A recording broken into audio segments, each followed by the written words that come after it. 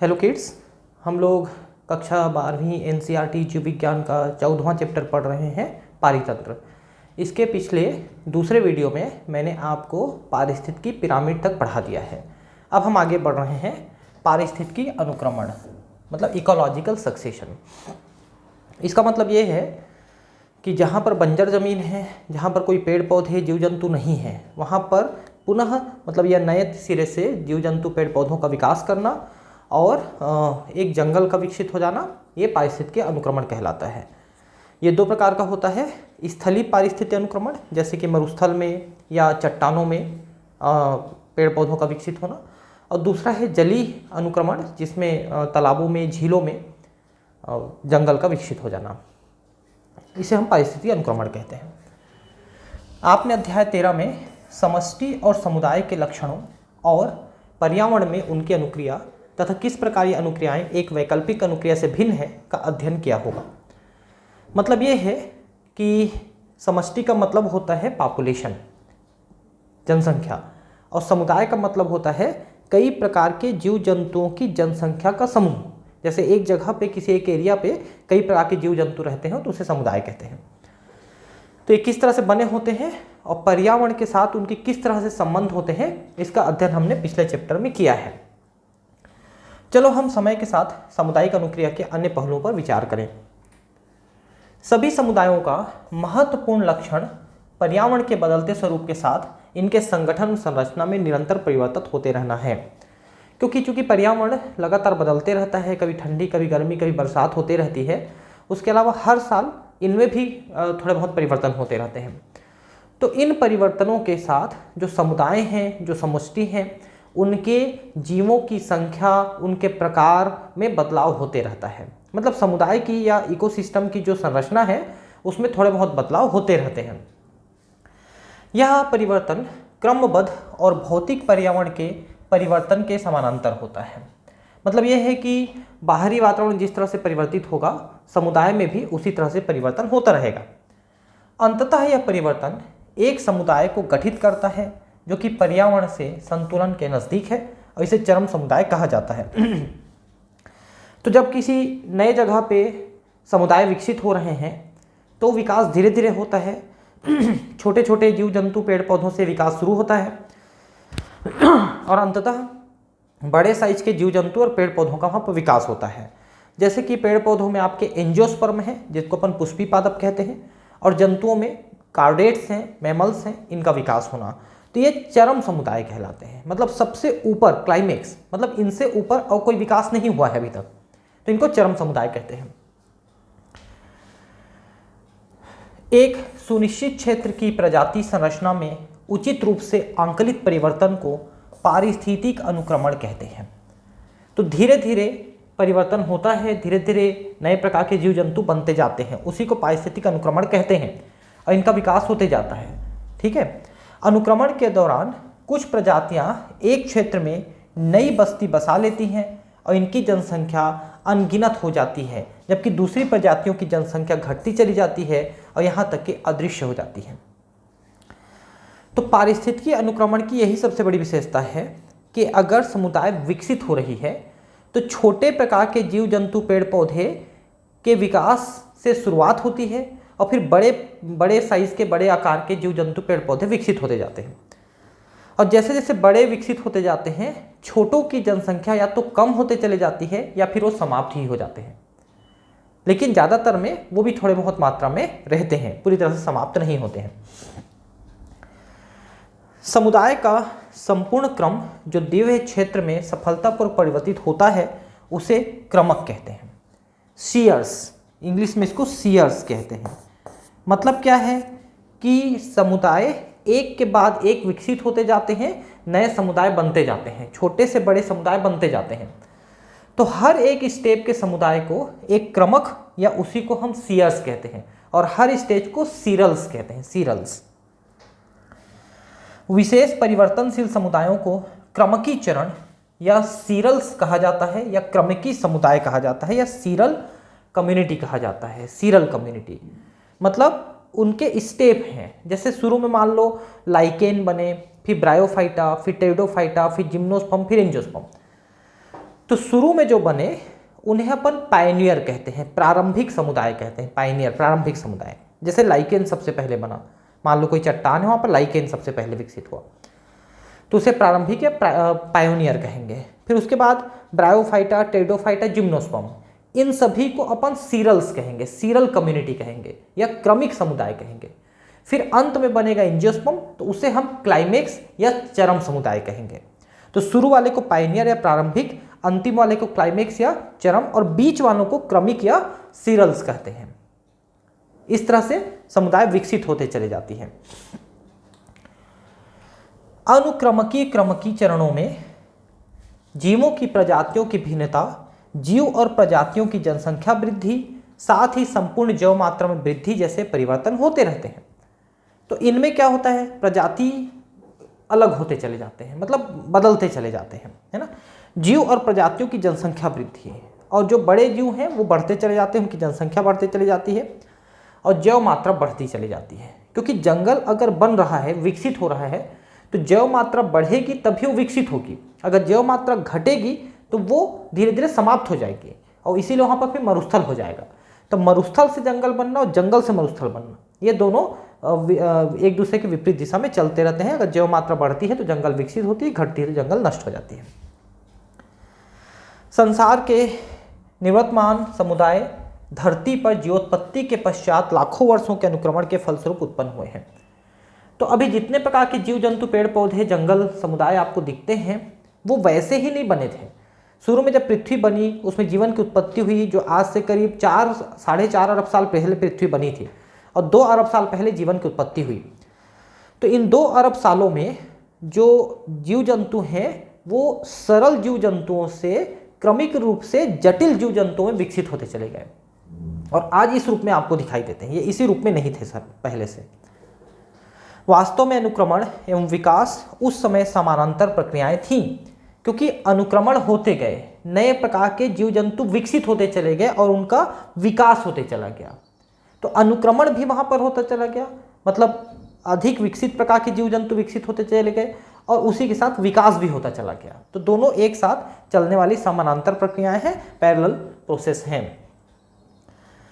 अतः अनुक्रमण एक प्रक्रिया है जो वहां शुरू होती है जहां कोई सजीव नहीं होते, अथवा कोई ऐसा क्षेत्र जहां कभी कोई सजीव नहीं रहा हो। उदाहरण के लिए नग्न पत्थर, भाई मैंने पहले ही बताया आपको, अनुक्रमण का मतलब है जहां पर पहले कोई जीव जंतु पेड़ पौधे नहीं थे, जैसे नग्न पत्थर है ना, पत्थर के ऊपर नहीं था। या फिर ऐसा देखिए जहां पर पहले कभी था ही नहीं, ये एक हो सकता है।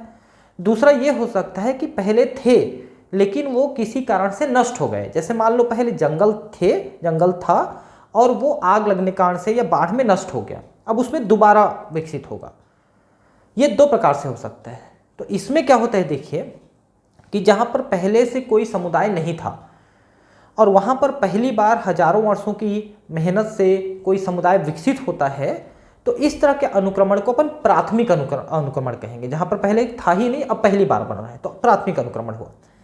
लेकिन पहले कभी था, किसी कारण से नष्ट हो गया और दोबारा अब उसमें विकसित होगा, तो उसे हम द्वितीयक अनुक्रमण कहेंगे। तो अगर समय के अनुसार अगर आप देखें तो प्राथमिक अनुक्रमण में बहुत समय लगता है, सैकड़ों सालों से हजारों साल लग जाता है। किसी मरुस्थल में, नग्न पत्थर में, नग्न चट्टान में अनुक्रमण होने में सैकड़ों साल, हजारों साल लग जाते हैं।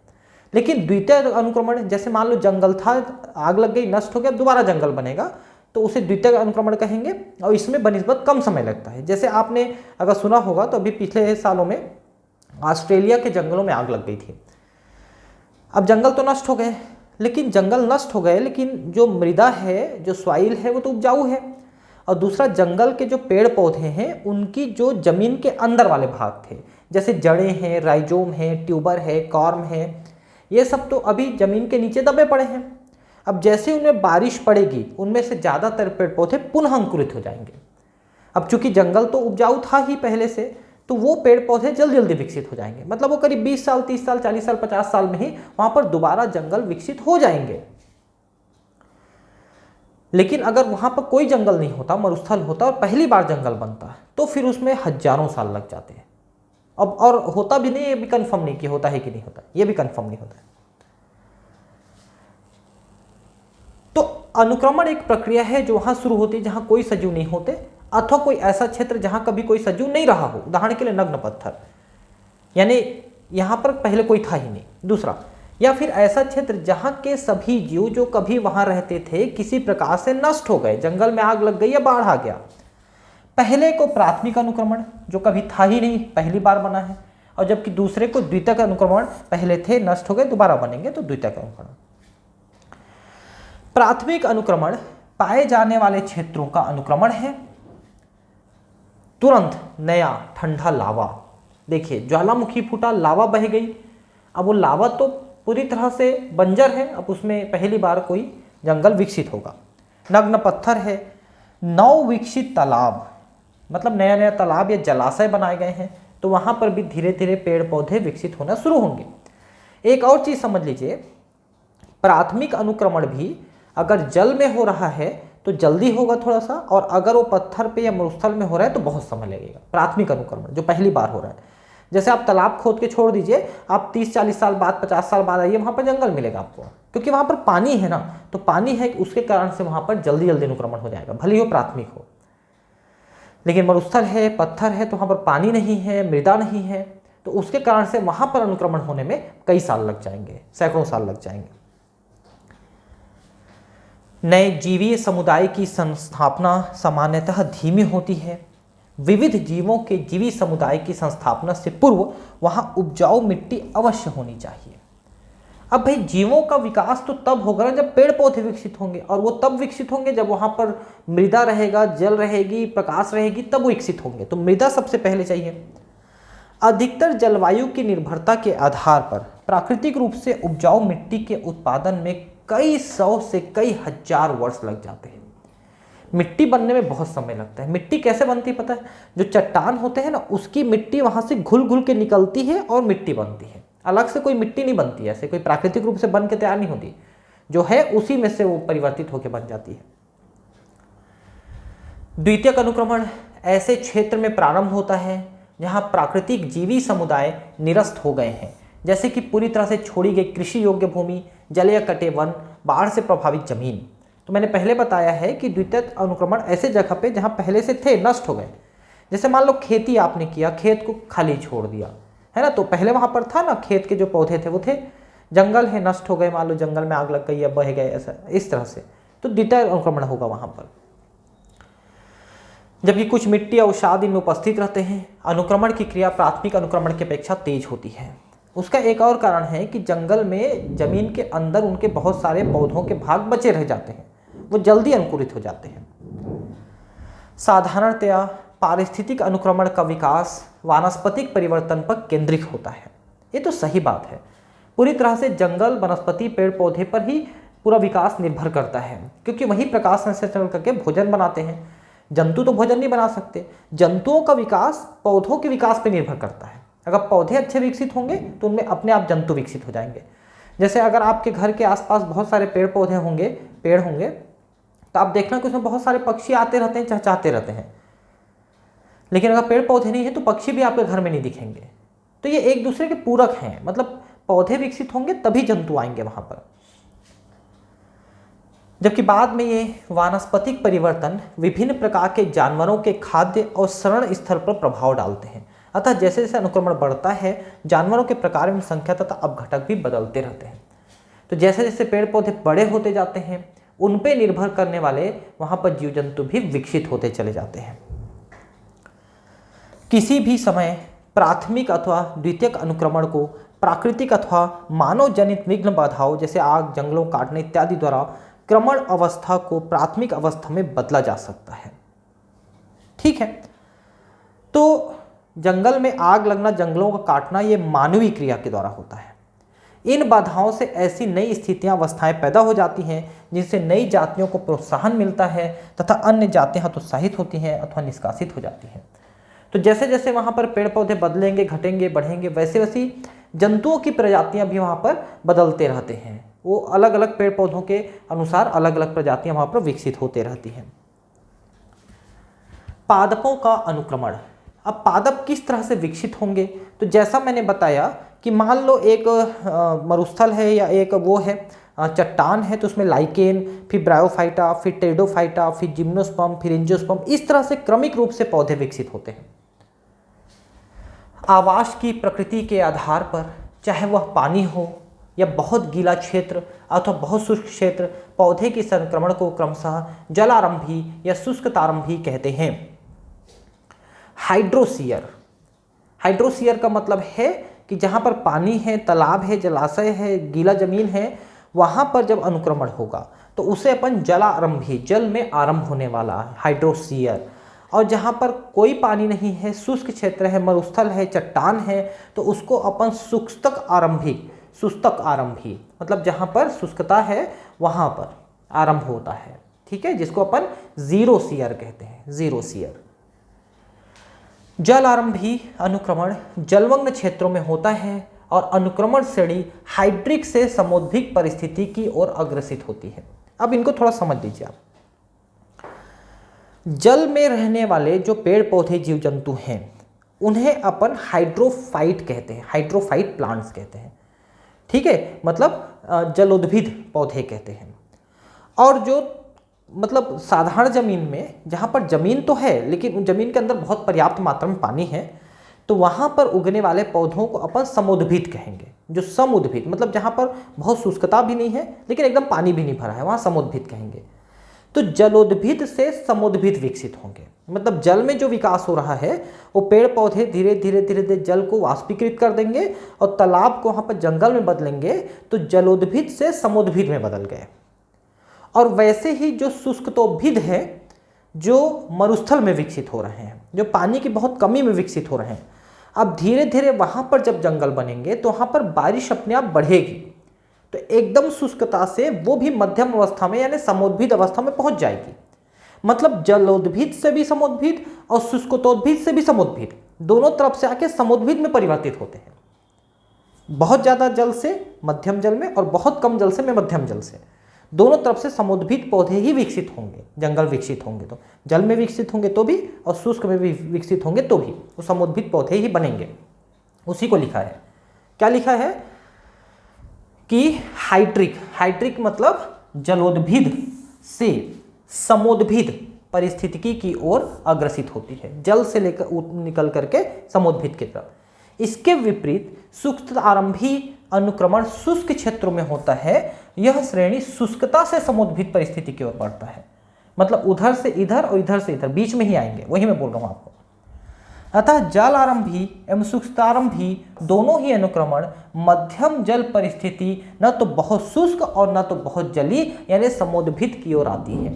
जैसे ये हमारा जो एरिया है, भारत के ज़्यादातर जो एरिया है, राजस्थान वगैरह को छोड़ दें तो ज़्यादातर एरिया समुद्भिद में आता है, जहाँ पर लैंड तो है लेकिन बारिश पर्याप्त होने के कारण से धरती के अंदर पानी पर्याप्त है, तो यहाँ के पेड़ पौधों को पर्याप्त मात्रा में पानी उपलब्ध होती है, इसलिए समुद्भिद कहलाते हैं, तो इसमें विकसित होंगे। वह प्रजाति जो खाली एवं नग्न क्षेत्र में आक्रमण करती है उन्हें मूल अन्वेषक प्रजाति कहते हैं। पायोनियर स्पीसीज या पायोनियर कैटेगरी के हम उसको मानते हैं, मतलब मूल अन्वेषक, पायोनियर मानते हैं, प्रारंभिक मानते हैं, जो सबसे शुरू विकसित होगा। जैसे लाइकेन सबसे पहले विकसित होगा तो पायोनियर कहलाएगा। प्रायः लाइकेन चट्टानों पर प्राथमिक अनुक्रमण करते हैं, जो चट्टानों को पिघलाने के लिए अम्ल का श्रावण करते हैं। लाइकेन क्या होते हैं देखिए, थोड़ा समझ लीजिए। लाइकेन का मतलब होता है कवक और शैवाल का सहजीवन, ये दोनों एक साथ रहते हैं, कवक और शैवाल। कवक क्या करता है, हवा से नमी खींच लेता है और दे देता है, और शैवाल जो है प्रकाश संश्लेषण कर लेता है, तो दोनों एक दूसरे की सहायता से जिंदा रहते हैं। तो नग्न चट्टान जहाँ पर किसी भी प्रकार का लाइफ सपोर्ट नहीं है, जीवित रहने की व्यवस्था नहीं है, पानी नहीं है, मिट्टी भी नहीं है, वहाँ पर भी लाइकेन विकसित हो जाते हैं क्योंकि वो अपने में खुद निर्भर रहते हैं। और जैसे कि अर्सनिक एसिड, अर्सनिक एसिड एक एसिड है जो कि अर्सनिया नाम के लाइकेन से स्रावित होती है, और अर्सनिया क्या है, एक प्रकार का लाइकेन है। अर्सनिया वो अर्सनिक एसिड स्रावित करता है, और अर्सनिक एसिड चट्टान की मिट्टी को घोल घोल करके पिघला पिघला करके मिट्टी के रूप में उसको मुक्त करती है, मतलब चट्टान के ऊपर मिट्टी बनाती है, आप ये कह सकते हैं। अब थोड़ी मिट्टी बन गई, और ये लाइकेन के मरने से थोड़ी सी खाद बन जाती है वहाँ पर, तो मिट्टी और खाद विकसित हो गई। तो लाइकेन से ऊपर के थोड़े बड़े पौधे अब उसमें विकसित हो पाएंगे, जिसको हम कहते हैं ब्रायोफाइट्स, जैसे कि रिक्सिया है, मार्केंसिया है, मॉस है, फ्यूनेरिया, स्फेग्नम, ये ब्रायोफाइटा में आते हैं, जो थोड़े मिट्टी बन जाने के पश्चात विकसित होंगे। अब ये ब्रायोफाइटा भी जब मरेंगे तो थोड़े से खाद, थोड़ी मिट्टी और बना देंगे, तो अब थोड़े और बड़े पौधे विकसित होने के चांसेस वहाँ पर बन जाएंगे। तो ब्रायोफाइटस से ऊपर जो पौधे होते हैं उनको हम कहते हैं टेरिडोफाइट्स। अब जो टेरिडोफाइट है, जिसमें फर्न है, सिलेजिनेला है, ये वहाँ पर विकसित होंगे जो ब्रायोफाइटस से बड़े पौधे हैं, और इनके कारण से वहाँ पर मिट्टी थोड़ी और बन जाती, खाद थोड़ी और बन जाती है। तो फिर वहाँ पर टेरिडोफाइटा के ऊपर विकसित होते हैं जिम्नोस्पर्म, जैसे पाइनस है, साइकस है, इफेड्रा है, नीटम है, वेलविशिया है, ये आपके जिम्नोस्पर्म है। और फिर जिम्नोस्पर्म के ऊपर आखिरी में बनेंगे एंजियोस्पर्म। जो आप ये सब पादप अपने आसपास देखते हो, ज़्यादातर ये पादप एंजियोस्पर्म है। ठीक है, जम्मू कश्मीर वाले अगर आप हैं, जम्मू कश्मीर में रहते हैं, तो वहाँ आपको पाइनस दिखता है जो कि जिम्नोस्पर्म है। तो इस तरह से धीरे धीरे धीरे धीरे इस सब कामों में, जहाँ पर लाइकेन, फिर ब्रायो, फिर टेरिडो, फिर जिम्नोस्पर्म, फिर एंजियोस्पर्म बने, इसमें पता है हजारों साल लग सकता है। ये एक दिन, 2-4 दिन, 2-4 साल में होने वाली चीज़ नहीं है, बहुत लंबा समय लगता है ना। तो हम क्या कह रहे थे कि लाइकेन चट्टानों पर प्राथमिक अनुक्रमण करते हैं, जो चट्टानों को पिघलाने के लिए अम्ल का स्राव करते हैं तथा अपरदन और मृदा निर्माण में सहायक होते हैं। बाद में ये बहुत छोटे पौधे जैसे ब्रायोफाइट के लिए मार्ग प्रशस्त करते हैं, जो मृदा की कम मात्रा में भी अपनी पकड़ बनाए रखने में सक्षम है। मैंने बताया अभी कि लाइकेन के बाद ब्रायोफाइटा बनेंगे। समय के साथ उनका स्थान बड़े पौधे जैसे टेरिडोफाइटा, जिम्नोस्पर्म और एंजियोस्पर्म के द्वारा ग्रहण कर लिया जाता है। अंततः कई चरणों के बाद एक स्थिर चरम अवस्था पर वन समुदाय का निर्माण हो जाता है, वहाँ पर एक जंगल विकसित हो जाएगा। जब तक पर्यावरण नहीं बदलता है, चरम सीमा समुदाय स्थिर रहता है। समय के साथ मरुस्थलीय आवास समुद्भिदीय में परिवर्तित हो जाते हैं। तो मैंने आपको पहले ही बताया है कि शुष्कता से लेकर के समुद्भिद की तरफ, शुष्कोद्भिद से समुद्भिद की तरफ वो विकसित होता चला जाएगा। क्योंकि कहीं पर अगर धीरे धीरे पेड़ पौधे, जंगल विकसित हो रहे हैं ना, तो वो बारिश को अपने आप आकर्षित करते हैं, और वहाँ पर बारिश होने से पानी थोड़ी ज़्यादा उपलब्ध होने लग जाएगी, और वो पौधे शुष्कोद्भिद से वो आ जाएंगे समुद्भिद की तरफ। अब जल में जब होते हैं तो जल में पहले छोटे छोटे मुक्त प्लावी फाइटोप्लैंक्टन्स, फिर थोड़े बड़े जो जल निमग्न होते हैं, फिर थोड़े रूटेड वाले होते हैं, फिर थोड़े से उभयचर वाले होते हैं, मतलब ये पौधे जो पानी से ऊपर उठते हैं, फिर थोड़े झाड़ी प्रकृति के, फिर और उसके ऊपर फिर थोड़े से पेड़ प्रकृति के वहाँ पर बनते चले जाते हैं। और ये तालाब की पानी को वाष्पीकृत करके और नीचे गाद जमा करके, मिट्टी जमा करके धीरे धीरे पानी को खत्म कर देते हैं, और वो जो जल वाली जगह थी वो धीरे धीरे मिट्टी वाली जगह में, यानी समुद्भिद वाली जगह में परिवर्तित हो जाती है। तो एक प्रकार से ये भी जलोद्भिद से समुद्भिद की तरफ ही विकसित होती है। जल में प्राथमिक अनुक्रमण में लघु पादप प्लवक मूल अन्वेषक होते हैं। ये देखिए पादप प्लवक, जिसको फाइटोप्लैंक्टन्स कहते हैं, छोटे छोटे पादप सदृश जो जैसे शैवाल वगैरह हैं, वालवॉक्स, क्लेमाइडोमोनास, ये सब हैं, ये पहले विकसित होते हैं। ये क्रमशः जड़ वाले निमग्न पादप, निमग्न का मतलब होता है पानी में डूबे हुए, जड़ वाले प्लावी जो जड़ तो है और ऊपर उपलाया हुआ है, एवं मुक्त प्लावी जो बिना जड़ के तैर रहे हैं, ये सब पादपों में धीरे धीरे बदलते चले जाते हैं। फिर दलदली नरकुल, मतलब ये है कि जो दलदल में उगते हैं, दलदल में थोड़े से बड़े पादप झाड़ी प्रकृति के ज़्यादा उगते हैं। फिर दलदली घास, झाड़ी एवं अंततः पेड़ों द्वारा प्रतिस्थापित किए जाते हैं। तो धीरे धीरे वहाँ पर पेड़ विकसित हो जाएंगे। अंततः वन ही पुनः चरम सीमा समुदाय होंगे। समय के साथ जलकाय स्थलीय पारितंत्र में परिवर्तित हो जाती है और धीरे धीरे वो जंगल में बदल जाती है। चित्र में आपको देखने को मिलेगा, आप यहाँ पर देख सकते हैं। पहले पादप प्लवक यहाँ पर छोटे छोटे पादप विकसित होते हैं जो तैरते रहते हैं। फिर नीचे जड़ पकड़े हुए लेकिन पानी में डूबे हुए, जल निमग्न। फिर ये देखिए जल निमग्न के साथ तो पानी में तैर भी रहे हैं, जड़ भी है, लेकिन वो जड़ नीचे नहीं जमा हुआ है। फिर ये थोड़े से नरकुल माने थोड़े से दलदली टाइप का हो गया, पानी कम हो गया, तो ये सब घास जैसे थोड़े से और बड़े ये विकसित होते चले गए। आप देख सकते हैं एक समय में वहाँ पर जंगल बन जाएगा। तो ये पानी में होने वाला अनुक्रमण है। तो पानी भी धीरे धीरे वहाँ पर जो तालाब है वो जंगल में ही बदलता चला जाएगा। द्वितीयक अनुक्रमण में प्रजाति का आक्रमण मृदा की स्थिति, जल की उपलब्धता, पर्यावरण तथा बीज या अन्य उपस्थित प्रबंध पर निर्भर करती है। द्वितीयक अनुक्रमण का मतलब मैंने बताया है कि पहले वहाँ पर जंगल था, नष्ट हो गया, अब दोबारा बनना है।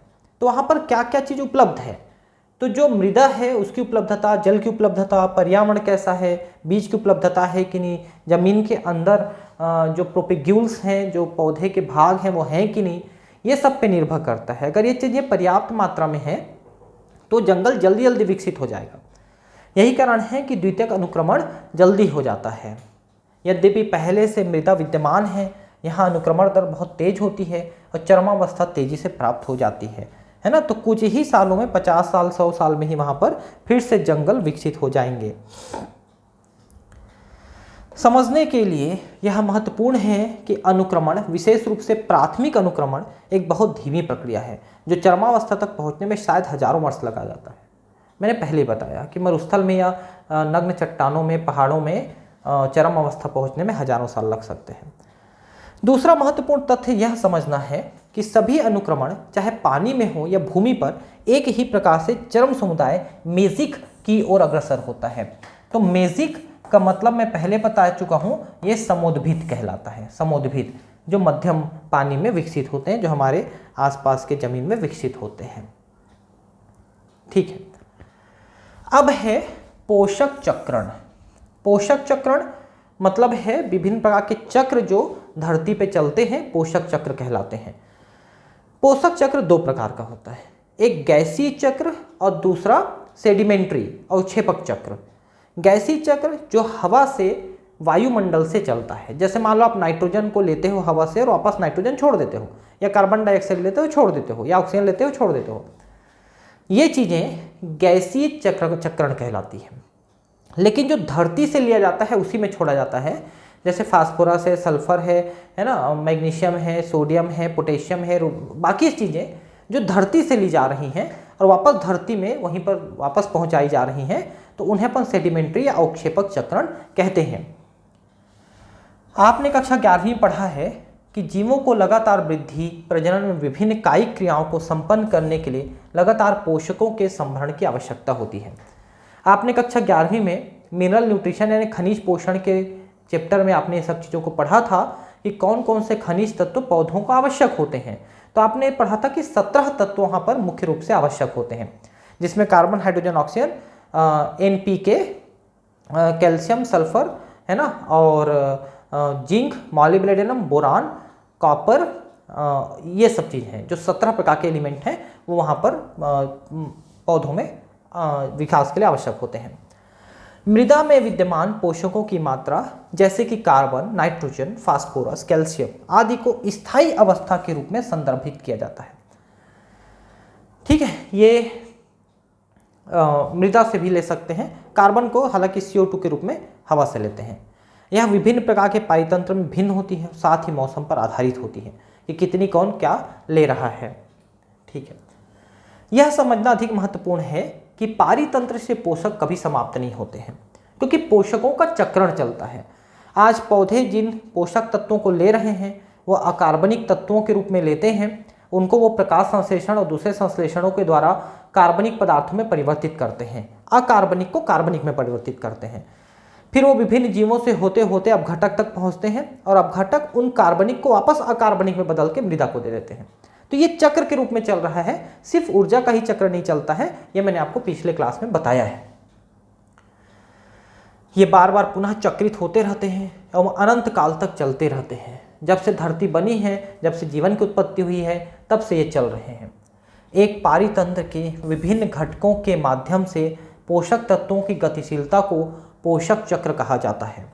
तो पोषक तत्व जो है चलते रहते हैं, बनते रहते हैं और यूज होते रहते हैं। पोषक चक्र का एक अन्य नाम जैव भू रसायन चक्र, बायो जियो केमिकल साइकिल। जैव सजीव जीवन, भू चट्टाने, हवा पानी है। तो जैव भू रसायन चक्र, बायो जियो केमिकल साइकिल। पोषक चक्र दो प्रकार के होते हैं, गैसी और अवसादी या तलछटी। तो अभी मैंने बताया था जो चक्र गैस के माध्यम से चल रहा है वो गैसी है, और जो जमीन के माध्यम से चल रहा है वो अवसादी, तलछटी या सेडिमेंट्री है। गैसी प्रकार के पोषक चक्र जैसे nitrogen, carbon, nitrogen, carbon, oxygen, ये गैसी चक्र हैं। इनके भंडारण वायुमंडल में विद्यमान होते हैं। तथा अवसादी चक्र जैसे sulphur, phosphorus, magnesium, potassium, sodium के भंडार धरती के पपड़ी में स्थित होते हैं, जिसको भूपर्पटी कहते हैं। पर्यावरणीय घटक जैसे मिट्टी, आर्द्रता, पीएच, ताप आदि वायुमंडल में पोषकों के मुक्त होने की दर तय करते हैं। ये भी सही है, आपको मैंने पहले ही बताया है कि जहाँ पर ज़्यादा गर्मी होती है और नमी होती है वहाँ पर चक्रण प्रक्रिया तेज हो जाती है और अपघटन की प्रक्रिया तेज हो जाती है। इसीलिए हमारे देश में, भारत में जब कोई मरता है तो जल्दी जल्दी सड़ने लगता है। लेकिन अगर वही ठंडक है, जैसे हम फ्रिज में लाश को रख देते हैं तो जल्दी वो नहीं सड़ता है। तो इसीलिए ठंडे प्रदेशों में पुनर्चक्रण की प्रक्रिया धीमी होती है और इसीलिए वहाँ पर जंगल भी कम विकसित होते हैं। एक भंडार की क्रियाशीलता कमी को पूरा करने के लिए होती है, जो कि अंतर्वाह एवं बहिर्वाह की दर के संतुलन कारण संपन्न होती है। तो भंडार क्या है? हमारा वायुमंडल और हमारी धरती। तो इसकी कमी कैसे पूर्ति होती है? तो वहाँ से निकल के जाता है जीव जंतुओं में और वापस अपघटन के द्वारा उसमें आती है। तो बहिर्वाह का मतलब है कि भंडार से निकल के जीव जंतुओं में गया और जीव जंतुओं से वापस धरती पे आया तो वो अंतर्वाह हो गया। तो उससे वो चक्र चलते रहता है। आपने कक्षा 11वीं में नाइट्रोजन चक्र का विस्तृत अध्ययन किया था। यहाँ पर हम कार्बन तथा फास्फोरस चक्रों के बारे में चर्चा करेंगे। यहाँ पर आप देख सकते हैं कार्बन चक्र कैसे चल रही है। कार्बन का जो चक्र है वो वायुमंडल से चलता है। कैसे चलता है?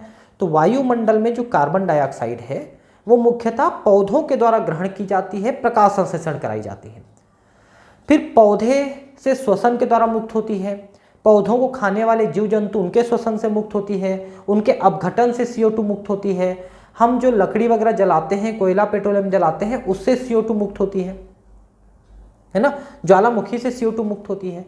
और काफ़ी CO2 जो है समुद्र में भी घुलती है। समुद्र जो है CO2 के लिए एक बड़े भंडारण केंद्र का कार्य करती है। CO2 बड़ी मात्रा में समुद्र में घुलती है और जो घुला हुआ है उसमें से कुछ जो है वो वहाँ के पेड़ पौधे उपयोग कर लेते हैं और बाकी जो है कार्बोनेट के रूप में, बाइकार्बोनेट के रूप में तलछटी में जमा हो जाते हैं CO2। तो देख सकते हैं वायुमंडल में जो CO2 है उसको पेड़ पौधे प्रकाश संश्लेषण के लिए ले रहे हैं, ठीक है। और ये देखिए फिर ये श्वसन के माध्यम से छोड़ेंगे, है ना, ये जो है जीव जंतु इनको खाएंगे। अगर हम इसको काट के जलाएंगे तो जलाने से भी CO2 निकलेगा, है ना। और हम जो तेल है, गैस है, इसको निकाल करके जलाते हैं मोटर गाड़ियों में, बाकी जगहों में, उससे CO2 निकलता है ना। और यहाँ पर आप देख सकते हैं कि इसकी कुछ मात्रा समुद्र में घुल गई है और समुद्र में घुल करके कैल्शियम युक्त अवसाद बन गई है। जैसे कैल्शियम कार्बोनेट है, कैल्शियम बाइकार्बोनेट है, बन के समुद्र के नीचे जमा हो गई है और कुछ इसी समुद्र में घुले हुए को प्रकाश संश्लेषण में प्रयोग कर ली जाते हैं। तो इस तरह से CO2 का चक्रण यहाँ पर आसानी से चलते रहती है। देखिए पारितंत्र में कार्बन चक्र। जब आप सजीवों की संरचना का अध्ययन करेंगे तो पाएंगे कि जीवों के शुष्क भार का 49% भाग कार्बन से बना होता है। हमारा जो जीव जंतुओं का और हमारा जो शरीर है उसका जो शुष्क भार है, मतलब शुष्क भार हमारा लगभग 30% है। अगर हम 100 किलो के हैं तो उसमें 70 किलो पानी है और 30 किलो शुष्क भार है। तो शुष्क भार का लगभग आधा 49%, मतलब 30 किलो में लगभग 14.5-15 किलो जो है हमारा सिर्फ कार्बन है। और जल के पश्चात यही आता है। वैसे तो टोटल जो जल है वो 70% है हमारा जो फ्रेश वेट है, लेकिन ड्राई वेट का 49% कार्बन है। यदि हम भूमंडलीय कार्बन की पूर्ण मात्रा की ओर ध्यान देंगे तब हम देखेंगे कि समुद्र में 71% कार्बन विलेय के रूप में विद्यमान है। पता है, मैंने आपको अभी थोड़ा देर पहले बताया था कि कार्बन डाइऑक्साइड की एक बड़ी मात्रा समुद्र में घुलते रहती है और घुल करके वही कार्बोनेट बाइकार्बोनेट के रूप में जमते रहती है और कुछ वहां पर प्रकाश संश्लेषण में उपयोग होते रहती है। यह सागरीय कार्बन भंडार वायुमंडल में कार्बन डाइऑक्साइड की मात्रा को नियमित करता है। क्या आप जानते हैं कि कुल भूमंडलीय कार्बन का केवल 1% भाग वायुमंडल में समाहित है। इसीलिए हमारे वायुमंडल में CO2 की मात्रा 0.03 से 0.04% है मात्र। लेकिन इतनी ही CO2 हमारी इतनी ज़्यादा ग्लोबल वार्मिंग पैदा कर दे रही है कि पूरे विश्व की, पूरी धरती की जो गर्मी है वो बढ़ते जा रही है। तो सिर्फ वो 1% कार्बन है और ज़्यादातर कार्बन जो है समुद्र में घुली हुई है। जीवाश्मी ईंधन भी कार्बन के एक भंडार का प्रतिनिधित्व करते हैं। जीवाश्म ईंधन में दो आते हैं, पेट्रोलियम और कोयला। ये कैसे बने हैं पता है? पहले के जो जंगल थे वो भूकंप वगैरह में, टेक्टोनिक मूवमेंट में धरती के नीचे समा गए, दब गए। तो वही दबे हुए जंगल कोयला में बदल गए थोड़ी गर्मी के कारण से। और जो समुद्री जीव जंतु हैं बड़ी मात्रा में वो धरती में दब गए, तो उनके निचोड़ से पेट्रोलियम बने हैं। तो इन दोनों में कार्बन की बड़ी मात्रा है। आप कोयला को निकाल के जलाते हो या पेट्रोलियम निकाल के पेट्रोल डीजल जलाते हो, दोनों में काफ़ी ज़्यादा मात्रा में CO2 और CO गैस, कार्बन डाइऑक्साइड और कार्बन मोनोऑक्साइड गैस मुक्त होती है। कार्बन चक्र वायुमंडल, सागर तथा जीवित मृतजीवों द्वारा संपन्न होता है। एक अनुमान के अनुसार जैवमंडल में प्रकाश संश्लेषण के द्वारा प्रति वर्ष 4 × 10⁻13 किलोग्राम कार्बन का स्थिरीकरण होता है। सोचिए, पूरी धरती में जो प्रकाश संश्लेषण हो रहा है इसमें इतना kg कार्बन जो है प्रकाश संश्लेषण में उपयोग हो जा रहा है। एक महत्वपूर्ण कार्बन की मात्रा CO2 के रूप में उत्पादकों एवं उपभोक्ताओं के श्वसन क्रिया के माध्यम से वायुमंडल में वापस आती है। तो सभी जीव जंतु श्वसन करते हैं, चाहे पेड़ पौधे ही क्यों न हो, सभी श्वसन करते हैं और उनसे फिर बड़ी मात्रा में CO2 मुक्त होकर वायुमंडल में आती है। इसके साथ ही भूमि एवं सागरों के कचरा सामग्री एवं मृत कार्बनिक सामग्री की अपघटन प्रक्रियाओं के द्वारा भी कार्बन डाइऑक्साइड की काफ़ी मात्रा अपघटकों द्वारा छोड़ी जाती है। तो जब कोई जीव जंतु, पेड़ पौधे मर जाते हैं, उनका अपघटन होता है, सड़ते हैं, तो उसके द्वारा भी CO2 मुक्त होती है। यौगीकृत कार्बन की कुछ मात्रा अवसादों में नष्ट होती है और संचरण द्वारा निकाली जाती है। अवसाद मतलब जम जाते हैं। लकड़ी के जलाने, जंगली आग, जीवाश्मी ईंधन के जलने के कारण कार्बनिक सामग्री, ज्वालामुखी क्रियाओं आदि के अतिरिक्त स्रोतों द्वारा वायुमंडल में CO2 को मुक्त किया जाता है। तो काफ़ी ज़्यादा चीज़ें हैं, आप देख सकते हैं। वही जो पेट्रोल डीजल जलते हैं, जंगल में आग लग जाती है, लकड़ी जलाते हैं, ज्वालामुखी फूटता है, इन सभी से भी काफ़ी मात्रा में CO2 निकल रही हैं। और अब तो ये बड़ी समस्या बनते जा रही है कि हम जंगल काट दे रहे हैं और सिर्फ पेड़ पौधे हटा दे रहे हैं, निकाल दे रहे हैं। कार्बन चक्र में मानवीय क्रियाकलापों का महत्वपूर्ण प्रभाव है ना। यही है, मोटर गाड़ी हम चला रहे हैं, तेजी से जंगलों का विनाश तथा परिवहन एवं ऊर्जा के लिए जीवाश्मी ईंधन को जलाने आदि से महत्वपूर्ण रूप से वायुमंडल में CO2 को मुक्त करने की दर बढ़ी है। ये तो आप भी जानते हैं कि CO2 ज़्यादा क्यों बढ़ रही है। हम मोटर गाड़ी बहुत ज़्यादा बेतहाशा तरीके से बढ़ा रहे हैं, चला रहे हैं, उसके कारण से ये प्रॉब्लम क्रिएट हो रही है। अध्याय 16 जो आखिरी अध्याय है में ग्रीन हाउस इफेक्ट क्या है, पौधा घर प्रभाव क्या है, इसके बारे में हम बात करेंगे, जिससे ग्लोबल वार्मिंग पैदा हो रही है। अब है फास्फोरस चक्र। तो देखिए, फास्फोरस को पौधे लेते हैं और अपने शरीर में विभिन्न प्रकार के पदार्थों के निर्माण में प्रयोग करते हैं, जैसे कि न्यूक्लिक अम्ल है, न्यूक्लियोटाइड है, ATP है, ADP है। ये सब चीज़ों के निर्माण में फास्फोरस की महत्वपूर्ण भूमिका होती है। तो पौधे जो है धरती से इसको आर्थ्रोफास्फोरिक एसिड के रूप में, फास्फेट आयन के रूप में इसको अवशोषित करते हैं। वहाँ जल से, धरती से जल से अवशोषित करते हैं। और वहाँ पर जल में कहाँ से आते हैं? तो कुछ मात्रा में तो जीव जंतुओं के सड़ने से आते हैं, लेकिन ज़्यादा मात्रा वहाँ पर आती है वो है चट्टानों के घुलने से। चट्टानों में फास्फोरस बड़ी मात्रा में संग्रहित होती है, दबी हुई बंधी हुई होती है। तो चट्टानों को धीरे धीरे घोल के पानी में फास्फोरस को लाने की क्रिया सूक्ष्म जीवों द्वारा, बैक्टीरिया के द्वारा की जाती है। बैक्टीरिया इनको चट्टानों से घोल घोल के मृदा में लाते हैं, जल में लाते हैं, फिर उससे पौधों में जाते हैं और पौधों से जीव जंतुओं में जाते हैं। तो इस तरह से फास्फोरस चक्र चलते रहता है, आप देख सकते हैं। तो ये देखिए मृदा विलयन है जहाँ पर फास्फोरस उपलब्ध है, जिससे जो है पौधे लेते हैं। ये देखिए पौधे यहाँ से ले रहे हैं, है ना, और पौधों से फिर या तो पौधे ही अपरद यानी मर जाते हैं तो उनके सड़ने से, या फिर पौधे से जंतुओं और जंतुओं के मरने से, सड़ने से यहाँ पर वापस आ जाता है। लेकिन ज़्यादातर जो फास्फोरस है वो चट्टानी खनिज में दबा हुआ है, जब बंधा हुआ है उसको घोल घोल के सूक्ष्म जीव जो है मृदा विलयन में लाते हैं। तो इस तरह से फास्फोरस का चक्र यहाँ पर चलते रहता है। फास्फोरस जैविक झिल्लियों, देखिए आपने पढ़ा है कि जो हमारी कोशिका की झिल्ली है, प्लाज्मा झिल्ली, उसमें प्रोटीन, फास्फोलिपिड और प्रोटीन के स्तर होते हैं। तो जो फास्फोलिपिड है उसका मतलब है वसा और फास्फोरस वहाँ पर जुड़े हुए हैं, फास्फोलिपिड, तो उसका लेयर है बीच में, उसका स्तर है बीच में। न्यूक्लिक एसिड जैसे आरएनए है, डीएनए है, तथा कोशिकीय ऊर्जा स्थानांतरण प्रणाली जिसमें एटीपी शामिल है, एटीपी एडीपी शामिल है, इसका एक प्रमुख घटक है फास्फोरस। इन सभी चीज़ों में फास्फोरस पाई जाती है पर्याप्त मात्रा में। अनेक प्राणियों को अपना कवच, अस्थियां एवं दांत आदि बनाने के लिए इसकी आवश्यकता होती है। जैसे आप मोलस्क प्रजाति जानते हो, घोंघा वगैरह, है ना, जैसे आपके घर में अगर शंख होगा तो शंख जो है उसी घोंघे के ऊपर का कवच है जो कैल्शियम कार्बोनेट का बना होता है, और इसीलिए इसी कवच को निकाल करके पीस करके आयुर्वेदिक दवाओं में कैल्शियम स्रोत के रूप में डाला जाता है। इसके अलावा आपका अस्थियां हैं, हमारे जो बोन्स हैं उसमें फास्फोरस पर्याप्त मात्रा में है, दांत में फास्फोरस पर्याप्त मात्रा में है। इसलिए हमारे शरीर में कैल्शियम और फास्फोरस की कमी होने से ये सब दांत और हड्डियां कमजोर हो जाती हैं, जो विटामिन डी के कारण से भी कमी आती है।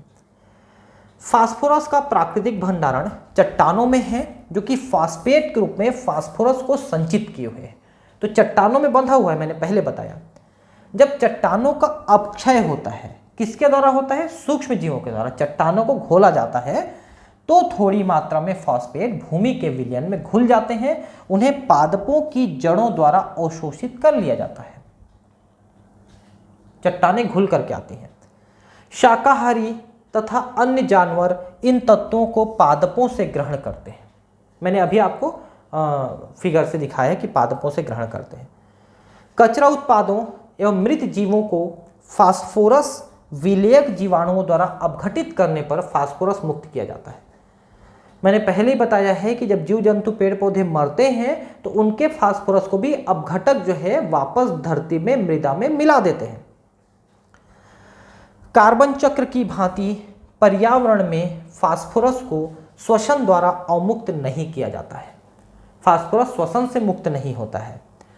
क्या आप कार्बन चक्र और फास्फोरस चक्र के बीच कुछ विभेदों का पता कर सकते हैं? तो सबसे बड़ा विभेद ये है कि कार्बन चक्र हवा से हवा में चलता है, CO2 को लिया जाता है और वापस CO2 के रूप में हवा में छोड़ा जाता है, जबकि फास्फोरस को धरती से लिया जाता है और वापस धरती में छोड़ी जाती है।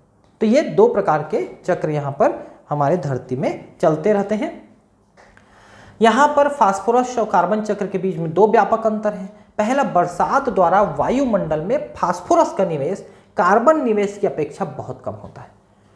बारिश में हवा का जो CO2 है उसको वो घुल करके कार्बोनिक एसिड के रूप में धरती पे आती है और वहाँ पर bicarbonate, sodium bicarbonate, potassium, calcium, ये सब कार्बोनेट बाइकार्बोनेट बना लेती है। लेकिन फास्फोरस चूंकि हवा में नहीं है तो बारिश में कहाँ से घुलेगी और कहाँ से आएगी, इसलिए बारिश से नहीं आती है। दूसरा, जीवों और पर्यावरण के बीच फास्फोरस का गैसीय विनिमय बिल्कुल नगण्य होता है। गैस के द्वारा फास्फोरस का आदान प्रदान नहीं होता है। अब है पारितंत्र सेवाएं। मतलब ये है कि जो इकोसिस्टम है वो हमको किस प्रकार की सेवाएं देते हैं और उन सेवाओं की क्या कीमत हो सकती है। तो देखिए, तो मानवीय प्रकृति है, मानवीय विचार है कि आप किसी भी चीज़ की कीमत आंकते हो। जैसे कई लोग तो ऐसे होते हैं जो माँ बाप के प्यार का भी कीमत आंकते हैं, उनके द्वारा किए गए कार्यों की भी कीमत आंकते हैं। तो इस टाइप का कीमत आंकना यहाँ पर प्रकृति के बारे में वो अपने माँ बाप के कार्यों की कीमत आंकने जैसा ही है। लेकिन यहाँ पर भी कुछ वैज्ञानिक हुए हैं ज़रूर, जो जिन्होंने ये प्रयास किया है कि हम उस कीमत को समझ सकें, लोगों को समझा सकें कि देखो कितनी कीमती है जंगल, आप सिर्फ इसको पैसे के मामले में भी अगर आंकते हो तो इतने पैसों की कीमत है। इस तरह से समझाने की कोशिश किया है ताकि लोग अधिक से अधिक पेड़ पौधे लगाएं और जंगलों को बचाएं।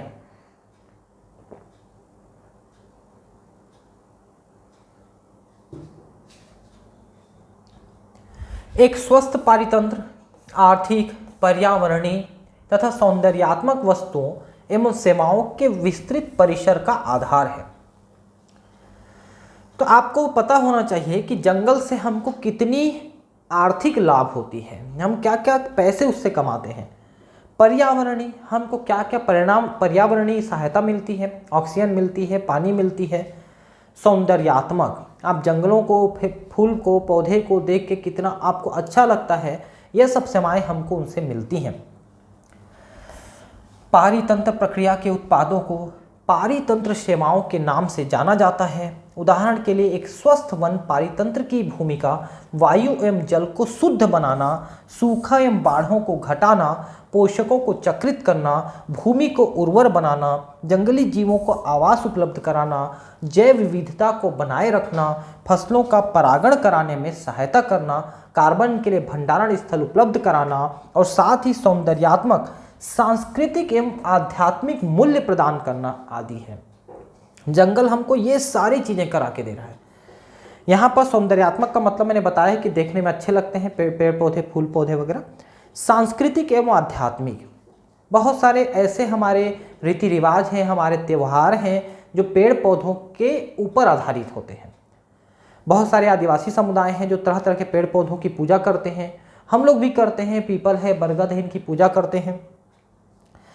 यद्यपि जैव विविधता की इन सेवाओं को मूल्यांकन करना एक कठिन कार्य है और सही भी नहीं है, परंतु यह मानना उपयुक्त है कि जैव विविधता को एक ऊंची कीमत की पर्ची प्रदान की जानी चाहिए। उन्होंने जो हमको सेवाएं दी हैं, हमको जो सहायता कर रही हैं, उनकी कीमत अत्यधिक ज़्यादा है। कितनी? रॉबर्ट कोस्टांजा एवं उनके साथियों ने हाल में ही प्रकृति के जीवन समर्थक सेवाओं की एक कीमत निर्धारित करने का प्रयास किया है ताकि लोगों को हम बता सकें। ये इन्होंने ऐसा नहीं है कि गलत काम किया है, लोगों को समझाने के लिए किया है। शोधकर्ताओं ने इस मूलभूत पारिस्थितिक तंत्र की सेवाओं की एक वर्ष की कीमत औसतन 33 ट्रिलियन अमेरिकन डॉलर तय की है, जिसे व्यापक तौर पर अनुदत्त भाव लापरवाही से लिया जाता है क्योंकि वह मुफ्त प्राय है। आपको कोई चीज़ मुफ्त में मिलती है ना, तो आप उसकी कीमत नहीं समझते हो। जब आप उसी चीज़ के लिए पैसे देते हो तो आपको कीमत समझ में आती है। अगर आप कोरोना काल में पैदा हुए थे, कोरोना काल को देखे हो 2020-2021, तो आपको पता होगा कि एक सिलेंडर ऑक्सीजन की क्या कीमत है। बहुत लोगों की जानें चली गई, पता है, ऑक्सीजन नहीं मिलने से, सिलेंडर नहीं मिलने से। और सोचिए कि वही ऑक्सीजन प्रकृति आपको 24 घंटे मुफ्त मुहैया करा रही है, तो आप कीमत को क्या आंक सकते हो? बताओ प्रकृति की कीमत को। 33 ट्रिलियन डॉलर। ये हालांकि आज 2021 में मैं इसको अगस्त 2021 में वीडियो बना रहा हूँ, तो ये जो लिखा गया है ना, ये आज से 20 साल पहले का डाटा है, जब पूरे विश्व का जो बजट होता है, जो सारे देश मिलाकर के जितना साल भर का बजट होता है, वो इससे आधा होता है, 18 ट्रिलियन डॉलर, और ये 33 ट्रिलियन डॉलर की सर्विस देता है। मतलब पूरा विश्व का खर्चा एक साल के लिए जितने की आवश्यकता है पैसे की, उससे डबल पैसे की सर्विस हमको प्रकृति हर साल दे रही है। आप ये समझ लीजिए। यह मूल्य वैश्विक सकल उत्पाद जीएनपी की कीमत का लगभग 3 गुना ज़्यादा है, क्योंकि 18 ट्रिलियन अमेरिकन डॉलर है। 3 गुना नहीं, 2 गुना, 18 दूनी 34 है ना, 2 गुना कीमत से ज़्यादा है। विभिन्न पारितंत्र सेवाओं की कुल लागत में से 50% केवल मृदा संरचना के लिए है। आपको पता है, हम एक मुख्य बात को भूल जाते हैं, मिट्टी का बनना, मृदा का बनना। और आपको पता है कि जितनी भी सेवाएं हमने अभी कीमत आंकी है ना, उसका 50% तो सिर्फ मिट्टी बनाने की कीमत आंकी है, जिसको आप जानते ही नहीं हो कि इतनी बड़ी कीमत हम उसके लिए, मतलब प्रकृति हमको अदा कर रही है। जबकि शेष सेवाएं जैसे कि पोषण चक्रण तथा मनोरंजन आदि प्रत्येक 10% से कम भागीदारी रखती है। देखिए तो पोषण चक्र 10%, वन जीवों के लिए जलवायु नियमन तथा वास की लागत लगभग प्रत्येक के लिए 6% है। तो बाकी जिनको हमको महत्वपूर्ण लगता है वो 6%, 10% है, और जो महत्वपूर्ण नहीं लगता है मिट्टी का बनना, वो 50% सेवाओं में आता है, 50% कीमत है उसकी। ठीक है, तो ये चैप्टर तो आज खत्म हो गया। अब नेक्स्ट चैप्टर लेके हम अगले क्लास में मिलेंगे आपसे। ठीक है, थैंक यू, है ना, गुड बाय।